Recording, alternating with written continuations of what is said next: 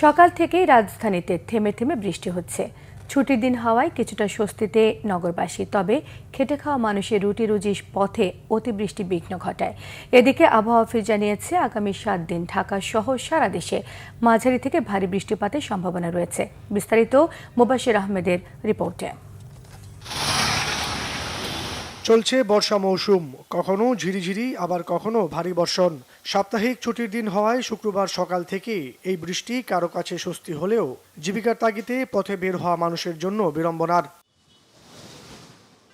বছরের এই সময়টাতে যখন তখন বৃষ্টির মুখোমুখি হতে হয় খেটে খাওয়া মানুষকে। পরিবারের সবার মুখে দুমুঠো অন্ন জোগাতে কি রোদ কি বৃষ্টি, তাদেরকে কাজে বের হতেই হয়। বৃষ্টির কারণে ভাই আমগর বেচাকিনি খুব খারাপ। বৃষ্টি না হলে হয়তো 2,500-1,000 টাকা লাভ করতে পারি, সংসার চলাইতে পারি। অল্প মাল যাইতেছি, বাসায় বাসায় দুধ দিত, এটা একটু আমাদের সমস্যা হইতেছে। চলমান এই বৃষ্টি আরও 1 সপ্তাহ থাকবে বলে জানিয়েছে আবহাওয়া অধিদপ্তর। মৌসুমী বায়ুর প্রভাবে বৃষ্টি থাকবে সারা দেশেও। এই সপ্তাহে কিন্তু সারা দেশে বৃষ্টিপাত হবে। বৃষ্টিপাত দেশের উত্তরাঞ্চলে বৃষ্টি হবে এবং ক্রমান্বয়ে এটা দেশের সারা দেশে বিস্তার লাভ করবে। অর্থাৎ এই সপ্তাহে একটা উল্লেখযোগ্য বৃষ্টিপাত হবে সারা দেশে। তবে বৃষ্টি হলেও ঢাকায় গুমোট ভাব আর গরমের তেমন পরিবর্তন হবে না বলেও জানান এই আবহাওয়াবিদ।